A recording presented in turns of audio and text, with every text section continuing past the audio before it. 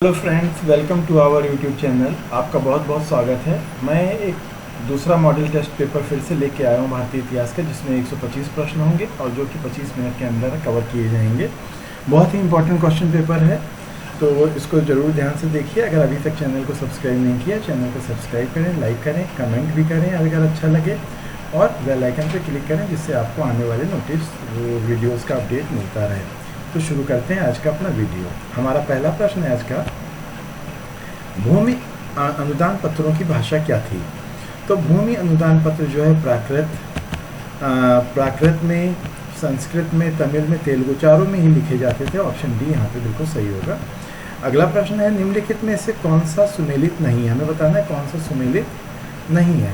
अशोक ने बराबर की गुफाओं से है, दशरथ नागार्जुन गुहा लेख सही है, सातवाहन नासिक गुफा है, कारकोट कारलेख ये सही है, सुमेलित नहीं। ऑप्शन डी यहाँ पे बिल्कुल सही है। सर्वाधिक स्वर्ण सिक्के जारी हुए थे किसके काल में? तो सर्वाधिक स्वर्ण सिक्के ये गुप्तों के काल में जारी हुए थे। शुरुआत की थी इंडो ग्रीकों ने, कुषाणों ने उसके बाद, और लेकिन सबसे अधिक सिक्के चले थे गुप्तों के काल में। अगला प्रश्न है, निम्नलिखित में से कौन सा कथन सही नहीं है? सही है। यहाँ हमें ये बताएं, दक्षिण भारत की वास्तुकला शैली नागर शैली के नाम से जानी जाती है, नहीं सही है। उत्तर भारत की वास्तुकला शैली द्रविड़ शैली के नाम से जानी जाती है, नहीं बिल्कुल नहीं है। ये द्रविड़ शैली दक्षिण में है, नागर शैली यहाँ पर है। दक्षिणापथ के मंदिरों में नागर और द्रविड़ दोनों शैलियों का संयुक्त प्रभाव जिसमें है उसे वेसर शैली कहते हैं। हाँ, ये सही है। वास्तुकला की शैली के विवरण कोई आधार नहीं। ऑप्शन सी यहाँ पे बिल्कुल सही है।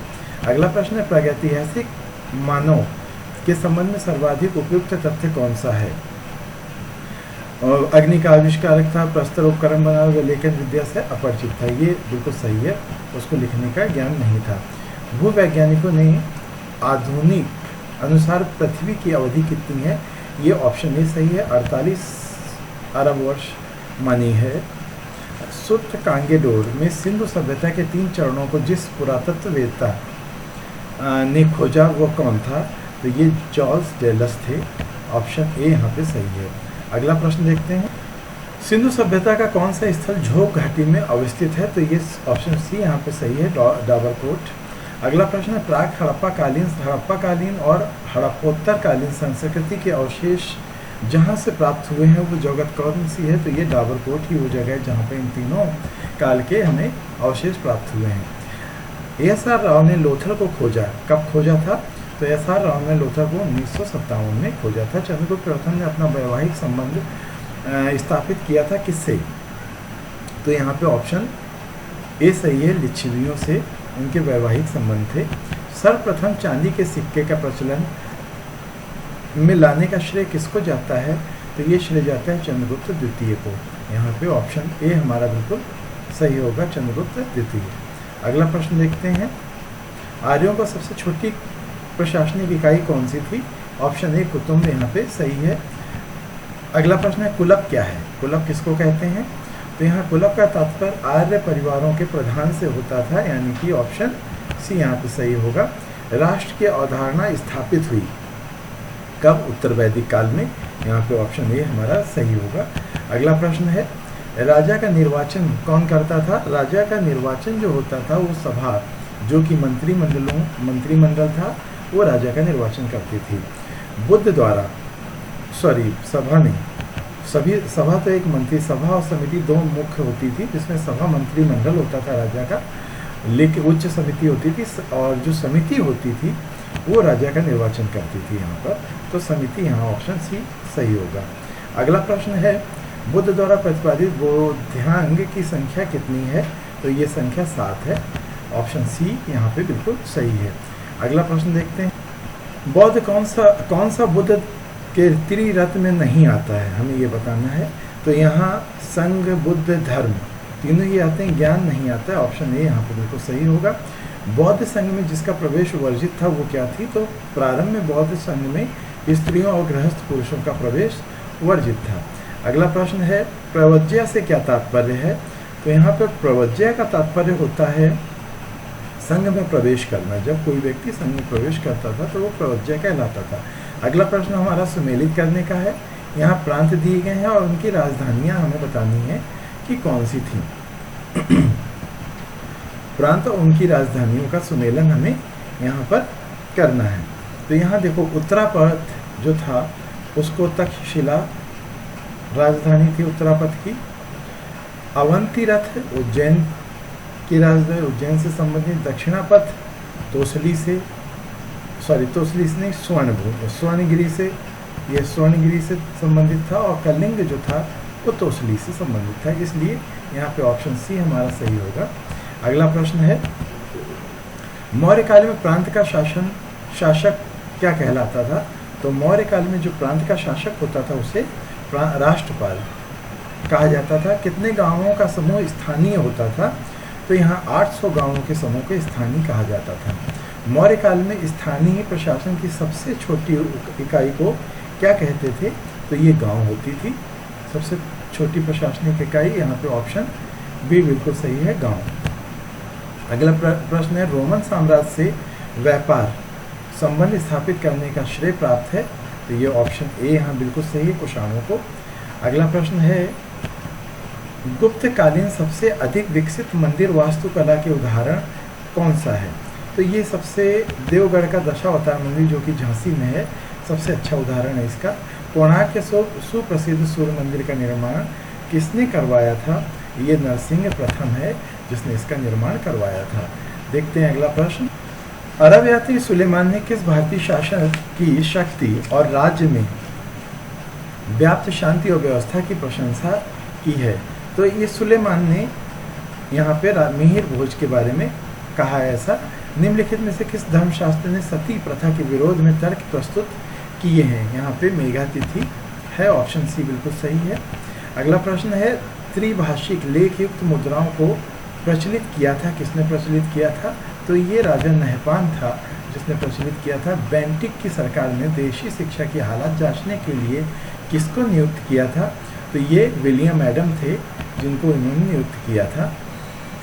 एशियाटिक सोसाइटी ऑफ बंगाल की स्थापना किसने की थी? तो ये ऑप्शन सी यहाँ पे बिल्कुल सही है, विलियम जोन्स ने की थी। अगला, किस संधि के तहत पेशवा मराठा संगठन का वास्तविक नेता बन गया था? तो यहाँ पे ऑप्शन बी, संगोला की संधि बिल्कुल सही ऑप्शन है। अगला प्रश्न है, भील सेवा मंडल के संस्थापक कौन थे? तो ये अमृतलाल विठलदास ठक्करयानी के, ऑप्शन बी यहाँ पे बिल्कुल सही है। प्रथम फैक्ट्री एक्ट किस वायसराय के शासनकाल में पारित हुआ था? तो प्रथम फैक्ट्री एक्ट मित्रों पारित हुआ था लॉर्ड रिपन के समय में, ऑप्शन सी यहाँ पे बिल्कुल सही होगा। अगला प्रश्न है, महमूद गजनवी का समकालीन हिंदू शाही शासक कौन था? तो यहाँ पे ऑप्शन ए बिल्कुल सही है, जयपाल। अलबरूनी नामक प्रसिद्ध विद्वान किसके साथ भारत आया था? अलबरूनी महमूद गजनवी के साथ, हाँ महमूद गजनवी के साथ, ऑप्शन बी यहाँ पे बिल्कुल सही होगा, के साथ भारत आया था। महमूद गजनवी का दरबारी इतिहास कौन था? तो महमूद गजनवी का दरबारी इतिहासकार जो था वो उतबी था। मोहम्मद गोरी को गुजरात के किस शासक ने सर्वप्रथम पराजित किया था? गुजरात के शासक ने, तो ये भीम द्वितीय था जिसने इनको पराजित किया था। अगला प्रश्न है, पोलो खेलते समय घोड़े से गिरकर किस मुगल शासक की मृत्यु हो गई थी? तो ये था कुतुबुद्दीन ऐबक, जिसका कि यहाँ पे उल्लेख नहीं, तो इनमें से ऑप्शन डी आएगा, कोई नहीं। अगला प्रश्न है, गुहेलोतों की राजधानी क्या थी? गुहेलोतों की राजधानी नागदा थी, ऑप्शन डी यहाँ पे सही है। तराइन का तृतीय युद्ध कब हुआ था? तो ये 1215 ईस्वी में हुआ था, ऑप्शन ए यहाँ पे सही है। वह कौन सा तुर्क सुल्तान था जिसने शुद्ध अरबी सिक्के चलवाए थे? तो ये इल्तुतमिश था। मध्यकालीन भारत की प्रथम महिला शासक रजिया सुल्तान थी, ऑप्शन ए यहाँ पे बिल्कुल सही है। अगला प्रश्न है, कुतुब मीनार का निर्माण किसने पूर्ण किया था? तो कुतुब मीनार का निर्माण इल्तुतमिश ने पूर्ण किया था। मेगास्थनीज द्वारा लिखित अग्रनोमोई कौन थे? तो अग्रनोमोई जो होते थे वो ग्रामीण अधिकारी होते थे, ऑप्शन बी यहाँ पे बिल्कुल सही है। अगला प्रश्न है, पत्थर को चमकाने की कला ऐसी पूर्णता तक पहुँच गई थी कि इसके लिए आधुनिक क्षमता से परे लुप्त कला हो जाने की बात कही जाती है। स्मिथ ने यह कथन किसके बारे में कहा था? तो इन्होंने ये मौर्यकालीन स्थापत्य कला के बारे में बात कर रहा है, ऑप्शन ए सही है। कावेरी पट्टनम किसका मुख्य बंदरगाह था? तो ये चोलों का मुख्य बंदरगाह हुआ करता था। कहाँ से कहाँ तक जाने वाले मार्ग उत्तरापथ था? तो ये था तक्षशिला से श्रावस्ती होकर राजगृह को जो मार्ग जाता था उसको उत्तरापथ कहा जाता था। अगला प्रश्न है, हर्षवर्धन के काल में खेतों की सिंचाई घंटी यंत्र के घड़ों द्वारा होती थी। यह निम्नांकित की रचना से ज्ञात होता है। हमें ये किससे पता चलता है? तो ये वेन्सान की रचना से पता चलता है। स्मृतियों में उल्लिखित आप धर्म के विषय में कौन सा सत्य है? तो इसका तात्पर्य कर्तव्य त्याग था, बिल्कुल नहीं। इसका अनुभव केवल क्षत्रियों के लिए थी। इसका तात्पर्य था ब्राह्मणों द्वारा राजाओं के लिए किए गए विषय। इसका आशय था विपत्ति काल में वर्णों के लिए अनुमत कर्तव्य। ऑप्शन डी यहाँ पे बिल्कुल सही है कि वो विपत्ति काल में कुछ विशेष कार्य कर सकते थे, इसका उल्लेख है इसमें। प्राचीन काल में कारवार के व्यवसाय में निम्नलिखित कार्य सम्मिलित था। तो यहाँ पे ऑप्शन शिकारी संग्राहक के रूप में ऑप्शन सी बिल्कुल सही है। अगला प्रश्न है जिसमें हमें बताना है बुद्ध का वास्तविक नाम क्या था? तो ये बुद्ध का वास्तविक नाम सिद्धार्थ था। ऑप्शन ए यहाँ पे सही होगा। 5 रात मूलतः किसके उपासक थे? तो ये नारायण विष्णु के उपासक थे। ऑप्शन ए यहाँ पे सही है। अगला प्रश्न है, निम्नलिखित में से एक गलत कथन पहचानिए। एक गलत है, बाकी सही है। बाबर तथा हुमायूं ने अफगान चुनौती का सामना किया, सही है। अकबर तथा जहांगीर ने संपूर्ण दक्षिण पर विजय प्राप्त की, गलत है। तो यही ऑप्शन हमारा सही होगा, ऑप्शन बी। अगला प्रश्न है, पार्श्वनाथ की शिक्षाओं में महावीर ने जोड़ा, क्या जोड़ा था? तो ये अहिंसा को जोड़ा, ब्रह्मचर्य को जोड़ा था। ऑप्शन डी बिल्कुल सही है। जैन के धर्म के प्रथम महासम्मेलन का स्थान कौन सा है? तो ऑप्शन सी सही है, पाटलिपुत्र में हुआ था प्रथम महासम्मेलन। श्वेतांबर और दिगंबर में अंतर का मुख्य कारण क्या है? तो ये है अनुशासन और कठोर जीवन। ऑप्शन ए बिल्कुल सही है। अगला प्रश्न है, किस पुराण में कहा गया है कि वह देश जो समुद्र के उत्तर व हिमाच्छादित पर्वतों के दक्षिण में है भारत कहलाता है, यहाँ भरत के वंशज रहते हैं? ये वर्णन विष्णु पुराण में है। तो यहाँ पे ऑप्शन ए बिल्कुल सही होगा। अगला प्रश्न देखते हैं, पुराण संबंधित है, पुराण किससे संबंधित है? तो यहाँ पे ऑप्शन ऐतिहासिक वंशावलियों से संबंधित है। हमें यहाँ ऐतिहासिक वंशावलियाँ प्राप्त हो जाती हैं। अगला प्रश्न है, सन 1857 की क्रांति के राजनीतिक कारणों में से कौन सा एक कारण नहीं है? तो यहाँ अंग्रेजों ने तत्कालीन मुगल सम्राट बहादुर शाह के साथ अपमान व्यवहार किया, बिल्कुल सही है। डलहौजी ने साम्राज्य अपहरण नीति अपनाई, ये भी सही है। भारतीयों की योग्यता का अनादर करते हुए उन्हें शासन में पद नहीं दिया जाता था, ये भी सही है। ब्रिटिश न्याय प्रणाली भारतीय परंपरा के विपरीत खर्चीली, पेचीदी और लंबी ये नहीं था।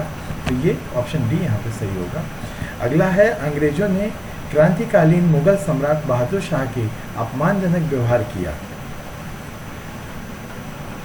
ठीक है, अब हमें ये बताना, यहाँ कोड दिए गए, इसमें मिलान करना है कि उसने उनके साथ क्या क्या किया था। तो अंग्रेजों ने कंपनी के सिक्कों से मुगल सम्राट का नाम हटा दिया, सही है। लॉर्ड कैनिंग ने आदेश दिया कि बहादुर शाह की मृत्यु के पश्चात उसके उत्तराधिकारी को लाल किले से हटाकर दिल्ली में अन्यत्र रखा जाए, ये भी सही है। बहादुर शाह के उत्तराधिकारी को सम्राट नहीं बल्कि शहजादे कहा जाए, ये भी सही है। सम्राट की पेंशन कम कर दी गई और अंततः समाप्त ही कर दी गई। तो चारों ही ऑप्शन यहाँ पे सही है, यानी कि हम देख लेते हैं कहाँ पर है ये। तो ये ऑप्शन सी में सही है, तो ये ऑप्शन सी यहाँ पे सही होगा।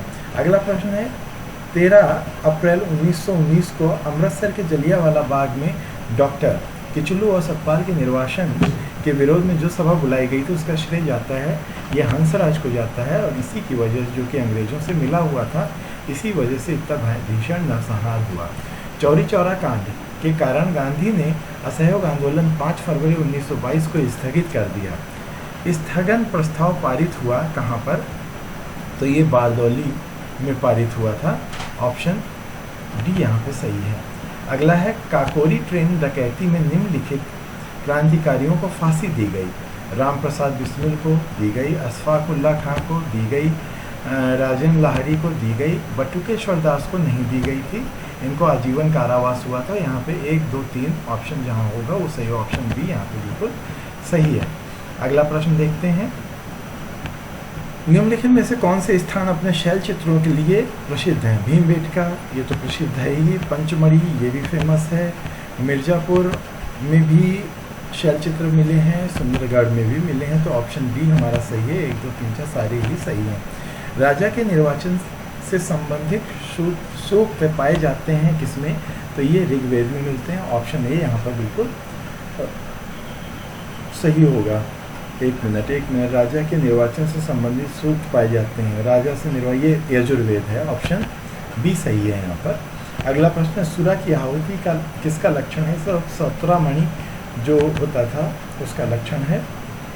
राज्य के अधिकारी रत्नी किस यज्ञ से संबंधित होते थे? तो ये ऑप्शन सी है, राजसूय यज्ञ, जिसमें कि राजा को राज्याभिषेक होता था, उससे संबंधित अधिकारी होते थे। मोहनजोदड़ो से प्राप्त पशुपति मोहरे परयोगी की मुद्रा में 4 पशुओं से आवृत एक देवता का अंकन। वे चारों पशु कौन कौन से हैं? तो ये चारों पशु अश्व नहीं था, उनमें चीता गैंडा भैंसा है। अश्व नहीं है, चीता गैंडा भैंसा नहीं, ये सर्प नहीं है, चीता गैंडा सर्प, ये यानी कि ऑप्शन डी चीता गैंडा भैंसा और हाथी ऑप्शन बिल्कुल सही है। अगला प्रश्न, भारत छोड़ो प्रस्ताव से अहिंसक जनसंघर्ष का आरंभ बृहत्तम का पैमाने पर हुआ। इस संघर्ष के लिए करो या मरो का नारा किसने दिया था? तो ये ऑप्शन ए सही है, महात्मा गांधी ने दिया था। वाटरलू युद्ध में नेपोलियन को अंत में किस वर्ष पराजय मिली? तो इसका ऑप्शन सी सही है, 1815 में। अगला है, भारतीय राष्ट्रीय कांग्रेस की प्रथम महिला अध्यक्ष कौन थी? तो ये थी एनी बेसेंट। ऑप्शन डी सही है। कोणार्क में प्रसिद्ध सूर्य मंदिर का निर्माण किसने करवाया था? तो ये नरसिंह प्रथम थे। ऑप्शन सी यहाँ पे बिल्कुल सही है। अगला प्रश्न है, अशोक ने समूचे भारत और सीलोन में बौद्ध धर्म का प्रसार किस प्रकार किया? तो उन्होंने क्या किया था? सब जगह धर्म महापात्रों को भेजा था, तो ऑप्शन बी सही होगा। मध्यम मार्ग की अवधारणा का उल्लेख हमें कहाँ मिलता है? तो ये धर्मचक्र प्रवर्तन सूत्र से मिलता है। देखते हैं अगला प्रश्न, गौतम बुद्ध ने सर्वप्रथम उपदेश किस विशेष स्थान पर दिया था? तो वो जगह थी option A Sarnath. Option A यहाँ पे सही है। अगला प्रश्न, कश्मीर में आयोजित बौद्ध संगीति में महायान व हीनयान संप्रदाय अस्तित्व में आए। बताइए उस समय बौद्ध धर्म की महायान शाखा का विस्तार विश्व के किन क्षेत्रों में हुआ था? तो महायान उस समय जब चौथी बौद्ध संगीति हुई थी, तो महायान का जो प्रसार हुआ था वो भारत, तिब्बत, चीन में था। तो यहाँ हम देखते हैं कहाँ पर है, भारत, तिब्बत तो इसमें नहीं है, भारत, तिब्बत, चीन में भी था। ये ऑप्शन सी यहाँ पे बिल्कुल सही मिल रहा है हमें। अगला प्रश्न है, महात्मा बुद्ध की संगिनी तारा से संबंधित तारा संप्रदाय का वर्तमान में प्रचलन है? वर्तमान में प्रचलन है, ये है ऑप्शन सी चीन और जापान में। प्राचीन बौद्ध साहित्य में उल्लेखित जाविक कौन था? तो जाविक जो है एक वैद्य था। अगला है, सिंधु घाटी के व्यापारिक केंद्रों और मेसोपोटामिया के बीच प्रमुख व्यापारिक बंदरगाह कौन सा हुआ करता था? तो ये बहरीन था। अगला प्रश्न है, हड़प्पाकालीन लोगों के किस बाह्य देश के साथ घनिष्ठ संबंध थे? तो यहाँ पे ऑप्शन सी सही होगा, मेसोपोटामिया के साथ में। व्हीलर ने किस स्थान में पाए गए नर कंकालों के आधार पर हड़प्पाकालीन लोगों पर किसी सैनिक आक्रमण अथवा नरसंहार का उल्लेख किया है? तो ये ऑप्शन ए यहाँ पे सही है, मोहनजोदड़ो। अगला प्रश्न, निम्नलिखित में से कौन जैन धर्म का संरक्षक था? तो ये कलिंग का राजा खारवेल था, ये जैन धर्म का संरक्षक था। अगला प्रश्न है, धर्म महापात्र कौन थे? तो धर्म महापात्र एक तरह के अधिकारी हुआ करते थे, यानी कि ऑप्शन ए यहाँ पे सही होगा, अधिकारी। वह भिक्षु कौन था जिसके साथ चंद्रगुप्त मौर्य दक्षिण भारत चला गया था? तो ये भद्रबाहु था। ऑप्शन डी बिल्कुल सही आंसर है। अगला प्रश्न, निम्नलिखित ने अपनी शक्ति विस्तार हेतु अनेक वैवाहिक संबंध स्थापित किए बिंबिसार ने। निम्नलिखित में से कौन सा उसकी पत्नी नहीं थी? कौशला देवी पत्नी थी, चेलन्ना पत्नी थी, कुमार देवी पत्नी नहीं थी। ऑप्शन सी यहाँ पे बिल्कुल सही है। अपने ऊपर आश्रित बच्चों एवं पत्नी की समुचित व्यवस्था किए बिना भिक्षु बनने वालों के लिए विशेष किसने दंड का विधान किया था? कौटिल्य था। ऑप्शन ए बिल्कुल सही है। मेगास्थनीज की इंडिका इस समय परवर्ती लेखकों यथा निम्नलिखित के उदाहरणों में केवल खंडों में उपलब्ध है? तो ये स्ट्रैबो, एरियन, डायोडोरस, टॉलमी चारों ने इसका किया। ऑप्शन डी यहाँ पे सही है। अगला प्रश्न है, हर्ष के बाद उत्तरी भारत के प्रभुत्व का प्रतीक नगर कौन था? बाद से। तो ये उस समय कन्नौज हुआ करता था। ऑप्शन ए यहाँ पे सही है। 800 से 1200 के काल में स्त्रियों को निम्नलिखित अधिकार प्राप्त थे। यहाँ पे कुछ अधिकार दिए गए हैं और हमें कूट बताने हैं कि उनका कौन से कूट से वो मैच करेगा। स्त्रियों को वेदाध्ययन का अधिकार प्राप्त था, बिल्कुल था। राजमहल को स्त्रियां और रानी की दासियां भी संस्कृत और प्राकृत में उत्कृष्ट कविताओं की रचना करने में समर्थ थीं। स्त्रियों के संपत्ति संबंधी अधिकार में वृद्धि हुई, ये भी सही है। यदि किसी पुरुष की मृत्यु बिना पुत्र प्राप्ति के हो जाती थी तो कुछ मामलों को छोड़कर उसकी पत्नी को अपने पति की पूरी जायदाद का अधिकार मिल जाता था। चारों ही यहाँ पे सही है, यानी कि ऑप्शन सी सही होगा। अगला प्रश्न है, निम्नलिखित में शासकों में कौन आयुधवंशी शासक नहीं था?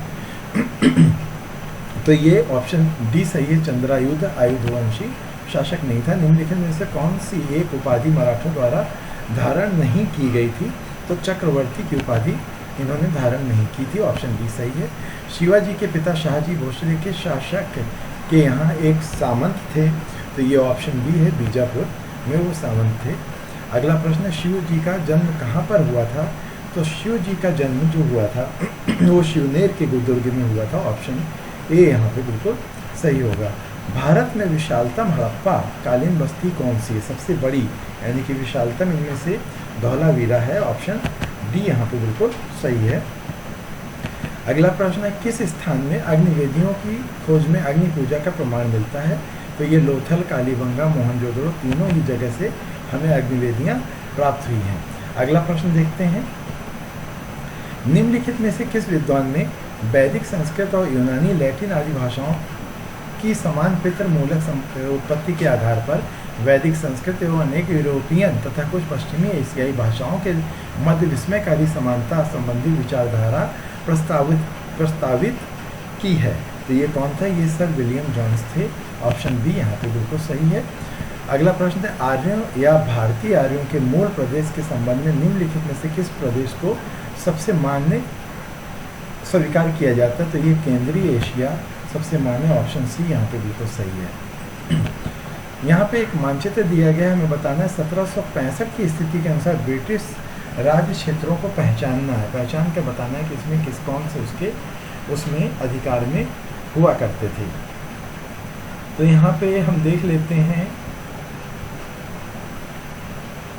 ये उसके अधिकार क्षेत्र में दक्षिण का पार्ट था, क्योंकि शुरुआत ही यहीं से की थी, और ये उड़ीसा बिहार का पार्ट भी था उसके हिस्से में। तो ऑप्शन डी हमारा सही होगा, 1 और 2। अगला प्रश्न है, कालीबंगा में किसके अवशेष मिले हैं? तो कालीगंगा में हमें सिंधु घाटी सभ्यता के अवशेष मिले। ऑप्शन डी बिल्कुल सही है। अनुलोम एवं प्रतिलोम किससे संबंधित? ये एक तरह के विवाह होते थे, तो विवाह संबंधी। वैदिक काल में वैदिक भारत में राजाओं में बहु विवाह प्रथा प्रचलित थी, सही है। और सभी स्त्रियां संपत्ति वारिस बन जाती थी, सती। ये ऑप्शन ए यहाँ पे सही है। सरकार के नीचे की प्रशासनिक इकाई होती थी, ये ऑप्शन बी सही है। परगना का कार्य अधिकारी कौन होता था? शिकदर बोला जाता था उसको। ऑप्शन बी यहाँ पे सही है। मुगल प्रशासन में सबसे छोटी इकाई क्या होती थी? ऑप्शन बी सही है, गांव होती थी। हर्षवर्धन के काल में खेतों की सिंचाई घड़ी यंत्र की घोड़ों द्वारा होती थी, या निम्नलिखित किसने ऐसा कहा है? तो ये वेन्सान का वर्णन है। ऑप्शन ए यहाँ पे बिल्कुल सही है। अगला प्रश्न है, स्मृतियों में उल्लिखित आप धर्म के विषय में कौन सा एक कथन सत्य है? तो ये था कि विपत्ति के समय में कुछ कर्तव्य अनुमत थे जिनका वो पालन कर सकते थे, इसका वर्णन है इसमें। अगला प्रश्न, प्राचीन काल में कारोबार के व्यवसाय निम्नलिखित में से कौन से थे? तो ये ऑप्शन सी यहाँ पे सही होगा। शिकारी संग्राहक के रूप में कारोबार को जाना जाता है। सप्त सिंधु या 7 नदियों के प्रदेश जहाँ आर्यों ने अपनी प्रारंभिक बस्तियाँ स्थापित की थी, निम्नलिखित में से किससे सही पहचान की जा सकती है? तो यहाँ पे सिंधु एवं उसकी सहायक नदियों का देश से इसकी पहचान हो सकती है। ऑप्शन डी सही होगा। अगला प्रश्न है, ऋग्वैदिक कालीन सभ्यता का मुख्य केंद्र बिंदु कहाँ था? तो ये पंजाब और दिल्ली का क्षेत्र हुआ करता था। भारतीय पुनर्जागरण के जनक किसको कहा जाता था? ये राजा राम मोहन राय थे। अगला प्रश्न है, तुहाफत उल मुहद्दीन नामक पुस्तक के लेखक कौन हैं? तो ये ऑप्शन बी राजा राम मोहन राय ही सही है यहाँ पर। नयनार कौन थे? नयनार अलवार वैष्णव होते थे, नयनार शैव धर्मावलंबी होते थे। ऑप्शन ए यहाँ पे बिल्कुल सही है। अगला प्रश्न है, चंद्रगुप्त मौर्य एवं खारवेल दोनों ही जैन धर्म को जैन धर्म को अपनाए, यानी कि ऑप्शन बी सही है। अगला प्रश्न है, महाभाष्य किसने लिखा? तो महाभाष्य की रचना पतंजलि ने की थी। ऑप्शन बी बिल्कुल सही है। जैन एवं बौद्ध धर्म के बारे में एक गलत कथन पहचानना है। दोनों कर्म में विश्वास करते थे, दोनों ही विदेशों में प्रसार हुआ, दोनों का विदेशों में प्रसार दोनों का नहीं हुआ। ऑप्शन बी ही यहाँ पे सही है।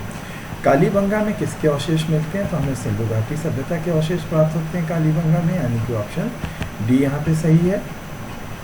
अगला सूची दी गई है, उसका हमें मेल करना है कि कौन सा व्यक्ति कहाँ से था।